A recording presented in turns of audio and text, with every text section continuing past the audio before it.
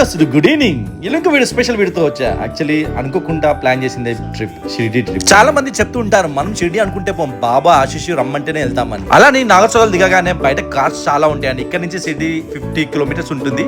Per person 150 rupees 200 rupees charge చేస్తారు. మరి జాగ్రత్త ఉండండి, ఇక్కడ అంతా సిండికేట్. మేము వెళ్ళిన వెదర్ చాలా బాగుందండి. సో మేము కంఫర్ట్ గా ఉండాలని చెప్పేసి ఎట్టిగా కార్ తీసుకొని అలా వెళ్ళిపోయాము. మా జర్నీ స్టార్ట్ కాగానే దారిలో దాగానే గంగమ్మ తల్లి కనిపించింది. అలా మొక్కుకుని అలా సిటీలో మేము అలా షిరిడి ఎంటర్ కాగానే వావ్ అనిపించింది. ఆ వెదరో లేకపోతే సాయిబాబా మహాత్యం, ఆ జనాలో ఆ బాబాని చూడగానే వావ్ అనిపించిందండి.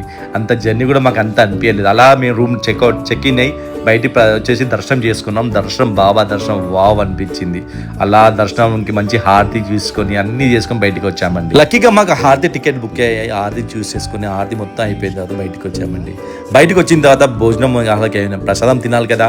ఆ క్యూ చూసి చాలా టైం పట్టింది. బట్ ప్రసాదం తినాలని చెప్పేసి వెళ్ళి ప్రసాదం తిన్నామండి. ఆ